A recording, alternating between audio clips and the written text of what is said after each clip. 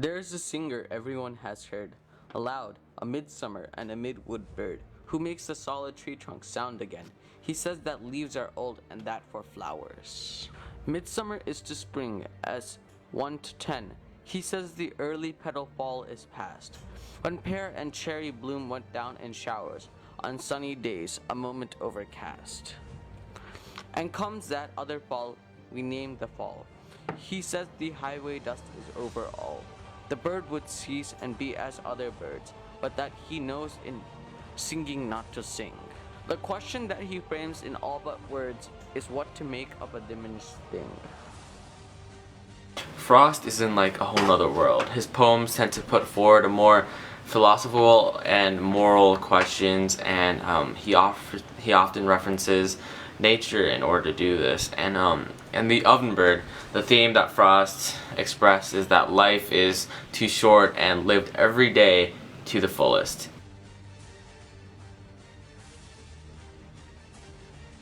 He uses like symbols often, repeatedly in his works to express his theme. Like in his work, The Ovenbird, he uses symbols like midsummer in his poem represents midlife, and winter represents death. And the bird itself represents the person going through these stages of death. It's like a whole cycle.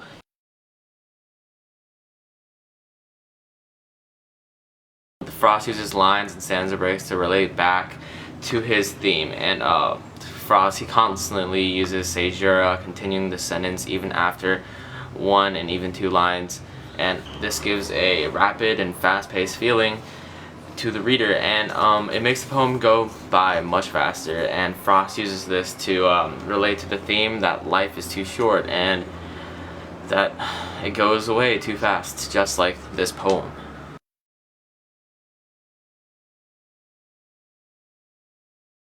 When describing summer, the supposing everlasting bliss, Frost uses descriptions like midsummer, midwood, and singer, and these are words associated with happiness and joy, and it seems like this will last forever.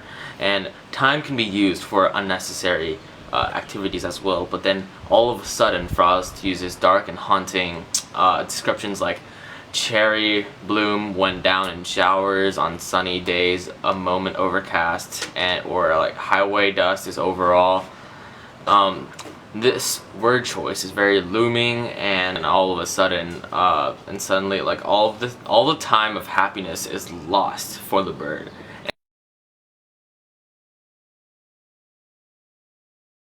So Frost's life as a child kind of expressed itself in its work. As a child, Frost was raised only by his mother. His father had died when he was only 11 years old, and his mother died not much later. So soon after his mother died, he wrote this poem, The Ovenbird, and it kind of expresses in his theme to let that life is too short and to live every day to the fullest, as like a warning or help to others that not to make the same mistake as he did, and enjoy every single moment you can when you're living.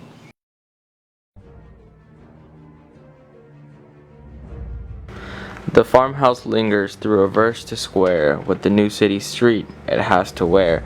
A number in, but what about the brook that held the house as in an elbow crook? I ask as one who knew the brook, its strength and impulse, having dipped a finger length and made it leap my knuckle, having tossed a flower to try its currents where they crossed. The meadow grass could be cemented down from growing under pavements of a town. The apple trees be sent to earth stone flame. Is water wood to serve a brook the same? How else dispose of an immortal force, no longer needed, staunch it at its source? With cinder loads dumped down, the brook was thrown deep in a sewer dungeon under the stone. In fetid darkness still to live and run, and all for nothing it had ever done, except forget to go and fear perhaps. No one would know except for ancient maps.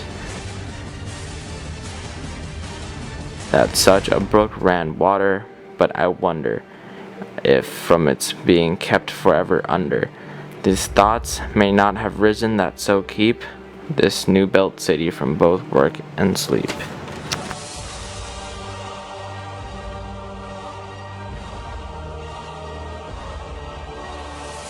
In A Brook in the City, the theme that Frost is expressing is that people are destroying nature and no one even cares. Like, in the last two lines, it points out that they wouldn't even care if, like, everything was destroyed.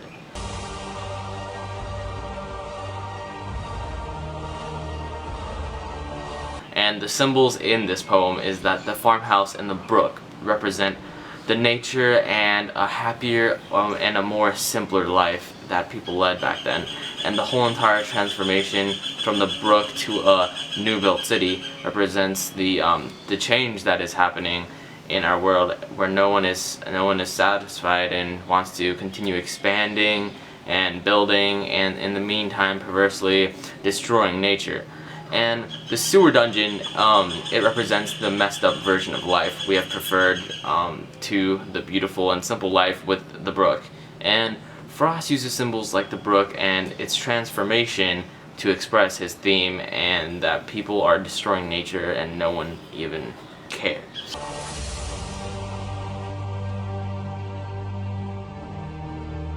Frost's poem, A Brook in the City, he uses lines and stanza breaks to further express the theme that he intended. And there are no stanza breaks in this whole entire poem, and this gives a feeling that urbanization of nature is a constant process in the whole entire poem, and it is a constant process and it takes no breaks. And human greed is unquenchable and unstoppable, and many sentences go past more than one line, like from line 9 to line 12, and it's one sentence. And this provides the author with a frantic feeling that construction happens very quickly and urbanization happens it's very fast. And it shows that humans have no regard for the land that they destroy, and they just want to develop as quickly as possible.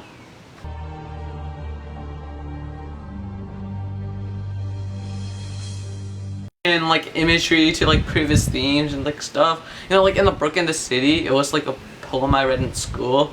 You know, Frost used like diction imagery to like express this theme that humans are destroying nature and turning it into cement jungle. You know, but like instead of caring, people actually like prefer it that way. You know, like when talking about a beautiful brook, and like Frost uses a description like meadow grass, apple trees, having it tossed a flower into its currents. You know, describing a book as happy and a pleasant place, where like, you know, life is much more simple and beautiful. But while talking about the change, Frost, you know, focuses on more cold and urban aspects of life by using descriptions like, you know, pavements, cemented, cinder loads, to show how the beautiful brook transformed into something so vile and repugnant.